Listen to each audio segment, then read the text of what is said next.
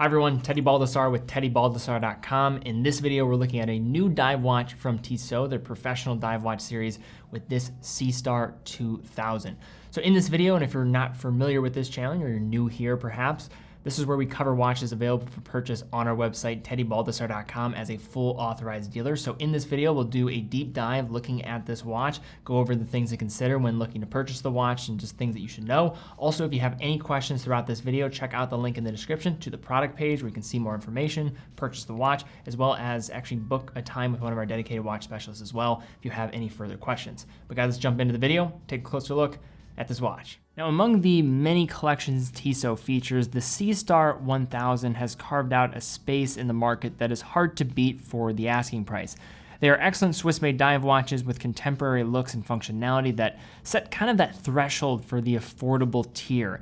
But this year, Tissot has added another Seastar model to their portfolio with the Seastar 2000, a professional-grade dive watch that is even more purpose-built and functional than its predecessor, and also getting some nice up finish in the process. So today we're going to be taking a closer look at the newer models of these. Now, these watches are now exclusively available on TeddyBaldassarre.com for a short period, so definitely excited to be listing them. These watches, simply put, are basically taking the very popular Seastar and beefing them up with both specifications and, of course, the size. So taking a look at the Seastar 2000 on the wrist, we notice its impressive presence immediately. Now, the case measures at 46 millimeters in diameter to 51 millimeters with that lug-to-lug distance, 51.4 to be exact, and 15.8 millimeters thick. Now, this, of course, is the bigger brother to the Seastar 1000, and the size difference is noticeable on the wrist.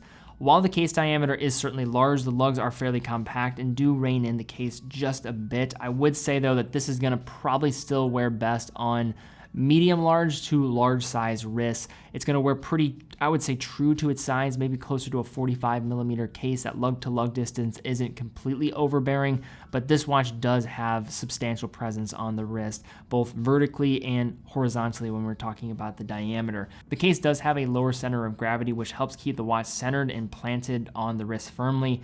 However, the protruding case back does seem to prevent the short lugs from actually touching the wrist at all. Now, when it's seated on the wrist, there's a good chance you're going to feel the crown pressing into the back of your hand when you are going to fully flex your wrist, but you don't notice any digging or pinching when you have your hand and wrist naturally relaxed. As we glance over the case, we see a rugged, sporty design with nice finishes throughout. Now, the sides of the case are mostly vertically brushed, with the exception for the stepped sections to the case, which are polished. The top of the lugs and the bolstered crown guards are also nicely polished, adding a bit of refinement to that rugged, sporty look.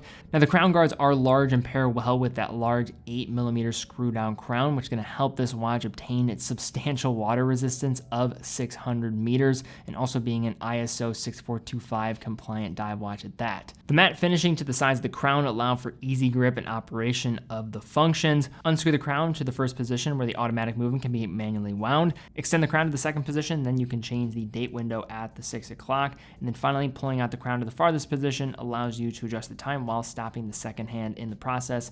So hacking seconds here. Now, on the opposite side of the case from the crown, we see a helium escape valve, which is going to be designated by the HE within. Now, this is certainly not a necessary feature for just recreational diving or for those that are just going about their day-to-day lives.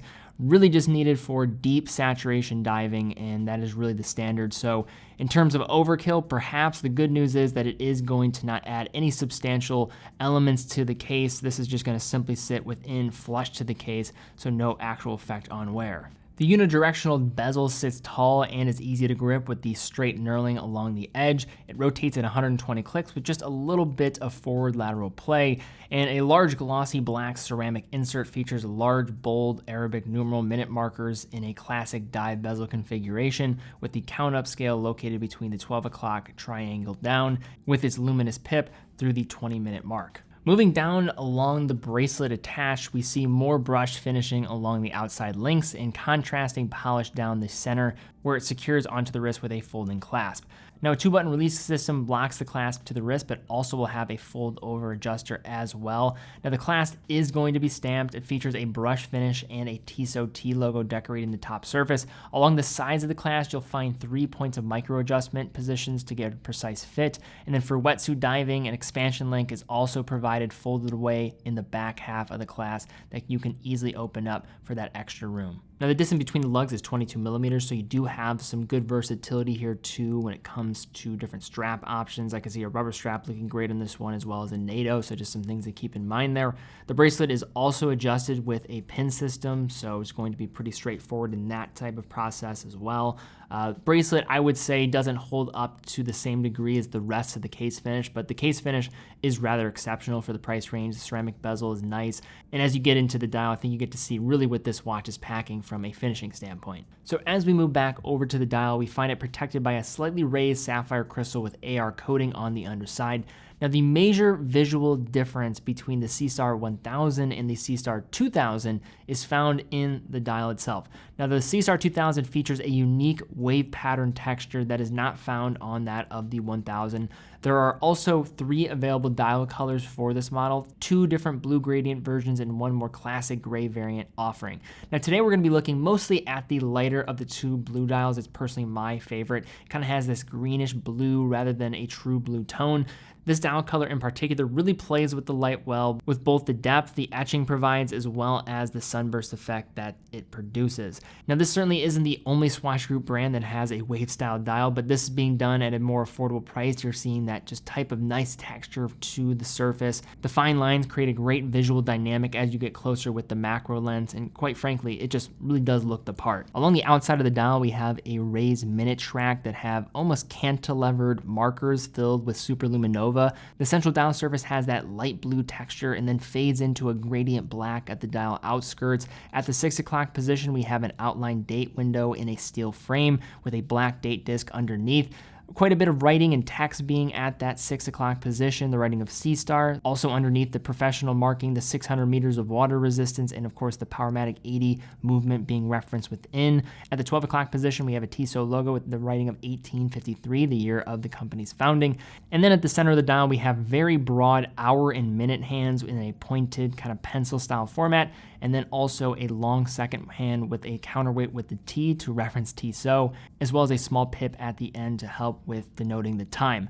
Now, in terms of this dial and its execution, I think it's personally the star of the show when it comes to this piece, and also being a differentiator from other Tissot models. Of course, you have the up water resistance for this particular variant, but in terms of the actual looks and its execution, this is the first thing that's going to catch the eye. To speak briefly on the Loom, because we're dealing with broader real estate for the hands, the markers, as well as pretty much every other aspect of the luminous points on this dial, it is going to be a little bit easier to read than previous variations of the Seastar collection in the dark. Now, flipping this watch over, we see view of that Powermatic 80 movement through that sapphire screw down exhibition caseback.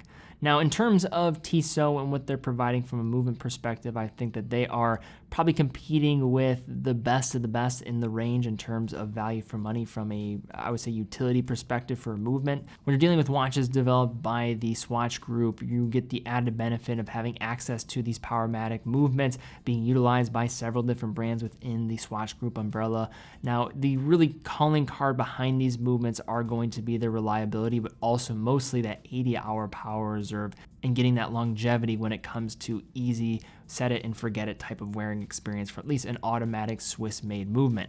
Now, in terms of how this is being done, this is taking a 28,800 vibration per hour beat rate and then dropping that down to 21,600 vibrations per hour or 3 hertz in order to allow the extended power reserve to maintain that 80 hours by maximizing the energy stored in that mainspring. These movements are all laser regulated in the factory. These are also coming with their patented Nivicon balance spring as well to help with just basic shock and resistance against magnetism on that end.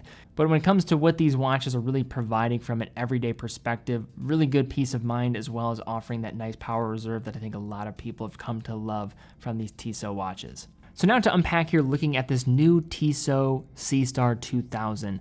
When looking at the regular 1000 series from the Tissot Seastar family, those are watches that compete in a very competitive range, but are leaders in that competitive range when it comes to developing a standard for what a Swiss dive watch should be in that price range.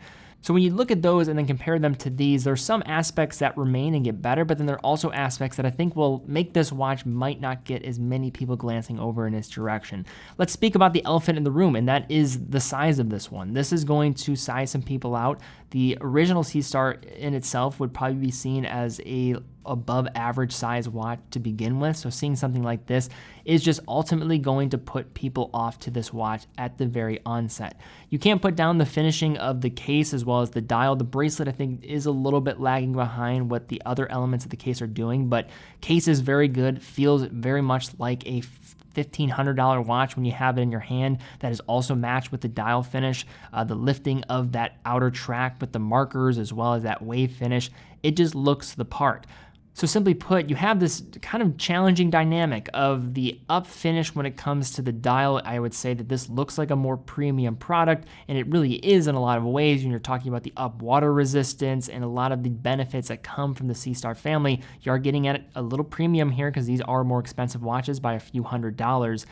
So simply put, I think Tissot knocked it out of the park in terms of looks, but the size is unfortunately going to limit the amount of people that can enjoy those up looks. All right, guys, well, thank you again so much for watching. If you did enjoy the video, please give it a thumbs up, subscribe, and hit the bell icon. Also, if you're in the market for any watch covered on this channel, we are a full authorized dealer of over 30 brands. All the watches covered on this channel, we are a seller of, so definitely check that out, Baldassarre.com. Quick and fast fulfillment, dedicated customer support, also offer price match. So if you see one of our watches for cheaper at another authorized dealer, fill out the form on the website and we'll be in touch with you. And then also 9 out of every $10 that we generate goes right back into the content we're creating here, as well as on our main channel, of course.